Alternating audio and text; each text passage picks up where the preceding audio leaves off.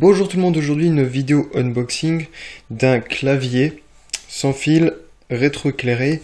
Alors le nom de l'exact modèle je ne connais pas, je sais juste que c'est du Logitech. Le clavier en question il a coûté assez cher, près d'une centaine d'euros, il se rapproche de cette zone là, donc c'est pour ça que je pensais que c'était plutôt intéressant de faire un unboxing d'un appareil qui coûte assez cher, étant donné que les appareils qui coûtent pas cher, bah forcément, disons que si on achète un appareil qui ne coûte pas cher, si c'est de la merde, bon bah ça fait un peu mal, mais pas plus que ça, alors que les appareils un petit peu plus chers, bah forcément on aimerait être sûr de la marchandise, de la qualité, etc., etc. Donc du coup je vais voir avec vous, puisque vous voyez que j'ai rien encore ouvert. Donc par contre avec une seule main, ça va être un petit peu difficile. Et j'ai pas envie de forcer parce que là, si je traverse et que je perce quelque chose du matos, là, ça va vraiment pas le faire. Donc, c'est pour ça que je m'y prends avec délicatesse. J'ai pas envie de charcuter du matos tout neuf, quoi. Ça serait vraiment très très cool. Hop.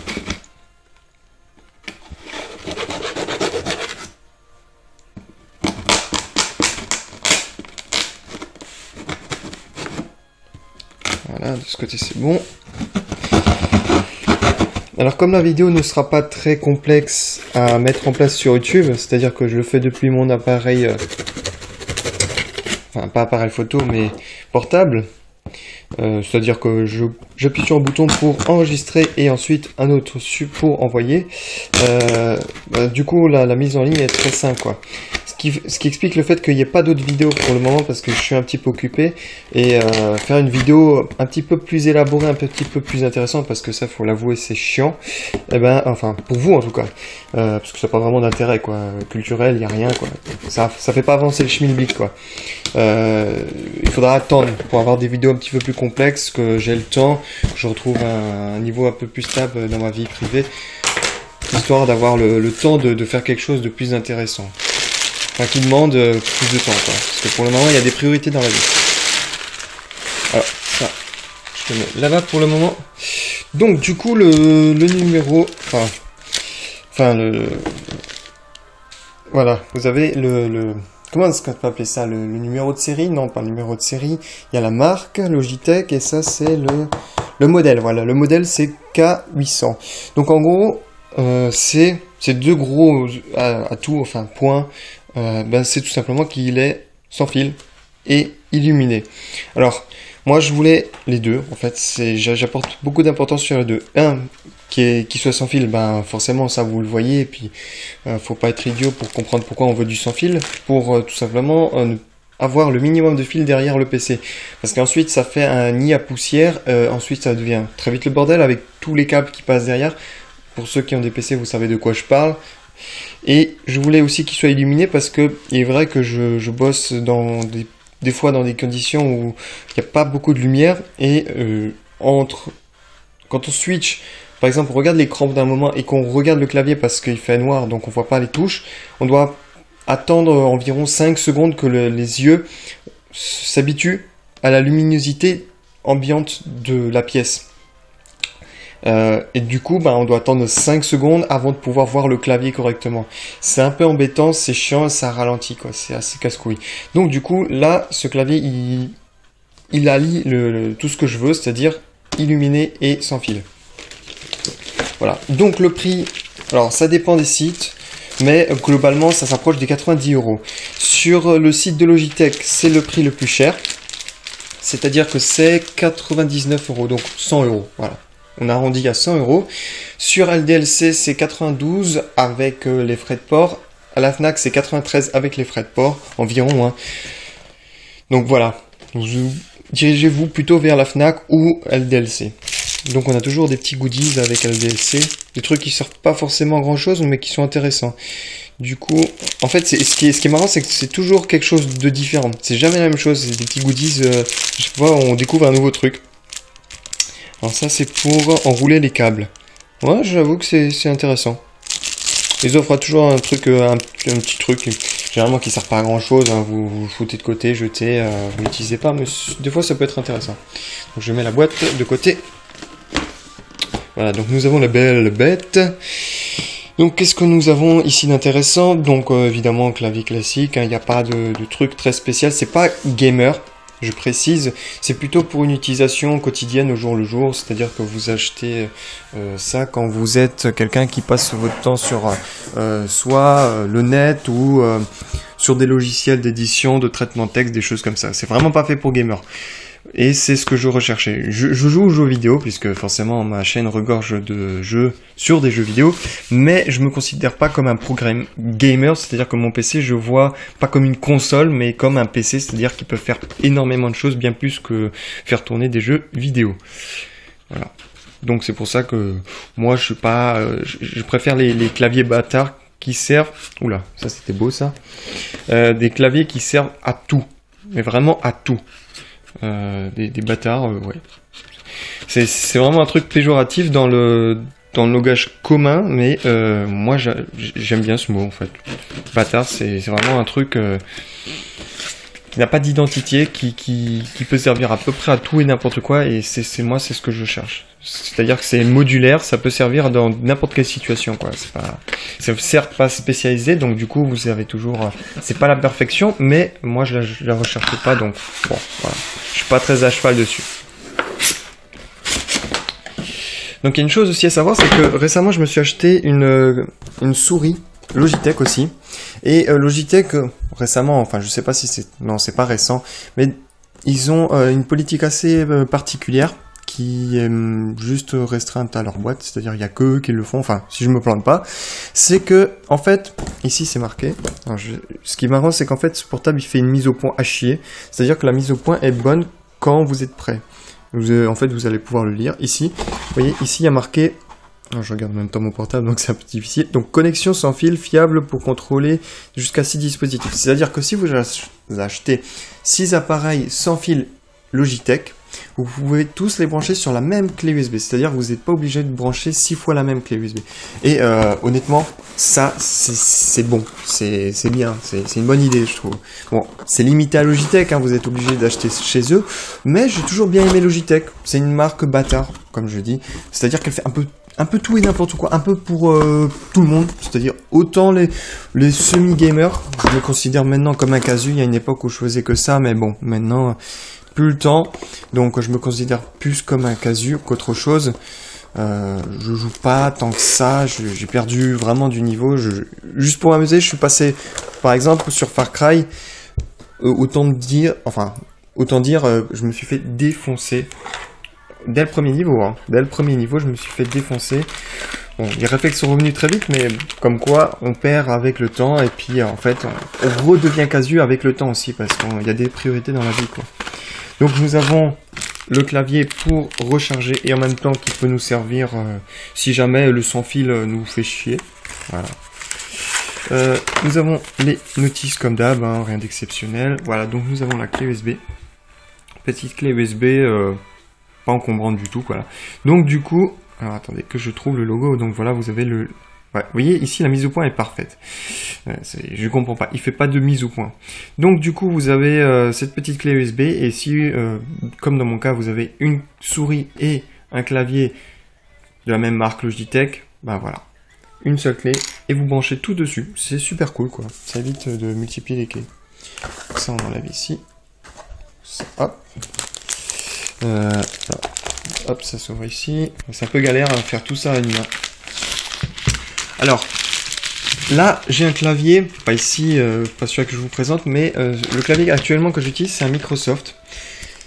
Pareil, bâtard, c'est-à-dire que il est bon pour à peu près tous les usages. C'est-à-dire, pas forcément parfait, mais il est bon, quoi. Il peut servir à toutes sortes d'usages, aussi sans fil, mais chez Microsoft, ils ont, mais alors, zappé le truc le plus important. Ils ont oublié, vous savez, les barres ici, qui vous indiquent que la touche mage, vers mage, elle est utilisée. Voilà, un truc comme ça, tout con. Un petit voyant qui vous indique vers mage. Et ça, ils l'ont pas mis, mais je sais pas ce qui s'est passé dans leur tête. C'est un truc pratiquement obligatoire. C'est pas obligatoire, c'est-à-dire les constructeurs font ce qu'ils veulent avec leur clavier, mais cela va de soi, quoi. Je sais pas ce qui leur est passé chez Microsoft, ils l'ont pas foutu.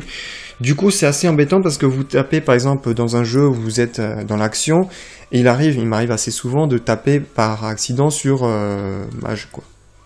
Et du coup, bah ensuite, quand j'arrive, je sais pas, j'ai des mots de passe à taper, forcément, ils indiquent pas ce que vous tapez. C'est assez embêtant, quoi. Enfin bref, c'est con, mais c'est pas forcément embêtant sur le moment, mais ça devient saoulant sur le long terme, quoi. Donc on-off, ça j'ai compris aussi. Ce qui est bien aussi chez Logitech, c'est qu'en fait ils font des appareils qui se ressemblent dans le fonctionnement. C'est-à-dire que vous voyez le bouton on-off, c'est le même pour tous les appareils qu'ils produisent. Donc, assez élégant, hein, je dois vous avouer. Alors attendez, je vais essayer de vous le montrer sous tous les angles, hein.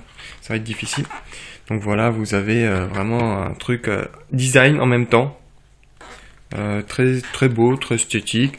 Assez lourd, je dois avouer, c'est pas léger du tout.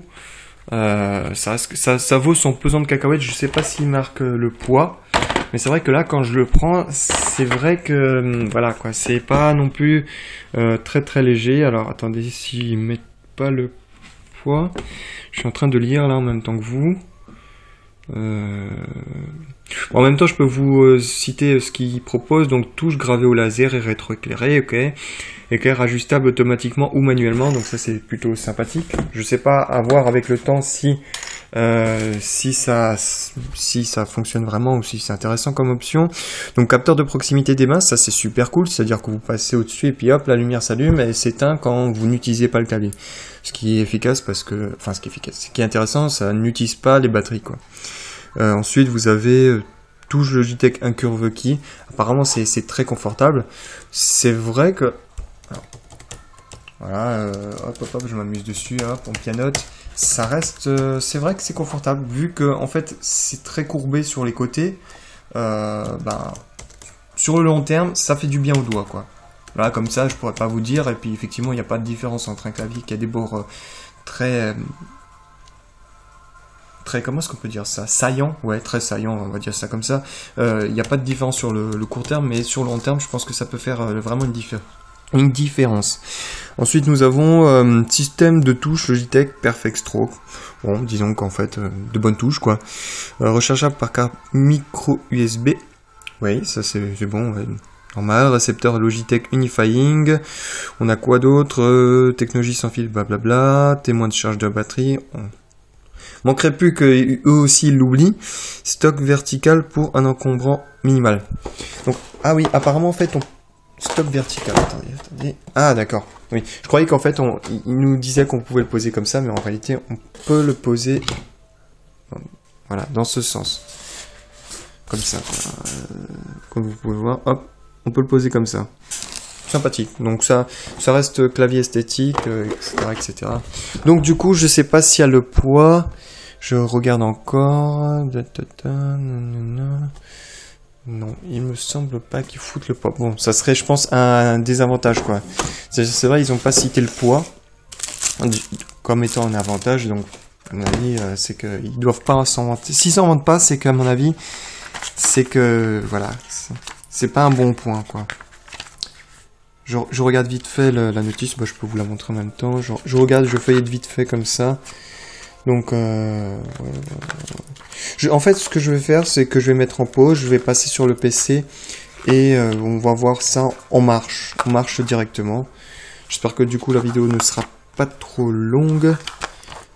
Même je pense qu'elle va se couper parce qu'il n'y a pas le bouton pause, je viens de m'en rendre compte. J'utilise pas souvent, donc forcément. Qu'est-ce qu'il y a d'intéressant? Bon, bah, un clavier classique, mais qui, comme je vous ai dit, c'est bâtard, c'est-à-dire qu'il ne fait pas plus que ce qu'on lui demande, mais il le fait bien. Voilà. Mais c'est pas plus que je demandais, moi. C'est-à-dire que j'avais des attentes très précises, et lui, en fait, il comble ses attentes, quoi. Donc, c'est pas un truc extraordinaire. Pour une centaine d'euros, c'est suffisant, quoi. Si vous n'êtes pas pro gamer, c'est-à-dire si vous utilisez PC pour autre chose, la navigation, les logiciels d'édition, la 3D, ce genre de choses, ce genre de clavier qui, je pense, pourrait vous plaire, quoi. Et puis c'est rétroéclairé, donc c'est vraiment c'est important. Qu'est-ce que je pourrais vous dire encore? Peut-être la durée de la batterie, parce que c'est aussi important, hein. Forcément, comme il y a un tas de trucs dedans, Quand je dis truc, c'est-à-dire qu'en fait, il y a rétroéclairage, il y a aussi le capteur de mouvement, il y a l'éclairage qui s'ajuste automatiquement, donc forcément, ça fait plein de choses qui consomment. Et du coup, je sais que j'avais vu comment brancher simplement. Disons qu'apparemment, on pourrait profiter de 10 jours tranquille, sans qu'il y ait de soucis. Voilà. C'est vrai que ça fait un peu court par rapport à ce que j'avais d'habitude, hein, puisque j'avais des claviers très très basiques, donc forcément, eux, vous foutez des piles et puis vous changez les piles tous les 3 ans. Bon, bref. Donc, je vais pas vous faire une présentation finalement sur le PC. Peut-être que j'en reparlerai dans l'occasion dans une autre vidéo, mais bon, voilà. Peut-être si je mets on-off, voyons voir. Ben là, forcément, comme il fait jour, vous allez pas voir que dalle, enfin, voir que dalle. Donc là, c'est pas allumé, et apparemment, si on passe, je vais mettre ici. Voilà. Donc ça c'est clair, quoi. Je sais pas vraiment où il est le capteur de mouvement, où il est placé, parce que il suffit de... Voilà. Donc vous voyez, enfin, ça se voit à peine, mais vous voyez bien que, hop, ici sous les touches, vous voyez, il y a de la lumière. Donc maintenant, il faudra juste que je vois avec le temps comment ça va se passer, mais disons que je suis confiant. Je suis confiant sur ce point. J'ai rien d'autre à dire, je me suis assez étalé, c'est vrai. Mais bon, j'espère que la présentation a été plutôt complète. Si jamais il y a des choses que j'ai complètement oublié de dire et qui vous semblent très importantes et que vous voulez savoir, les commentaires, c'est fait pour ça. Et sinon, bah, je vous retrouverai dans d'autres vidéos, j'espère le plus tôt possible. Malheureusement, on n'a pas de boule, enfin moi j'ai pas de boule de cristal, peut-être que vous en avez une, et si vous en avez une, j'espère que vous me la prêterez, parce que moi je sais pas de quoi fait l'avenir, donc je peux pas vous prédire à l'avance quand je sortirai de vidéos, vu que c'est pas mon métier. J'ai rien d'autre à dire, et moi je vous dis à ciao, bonsoir.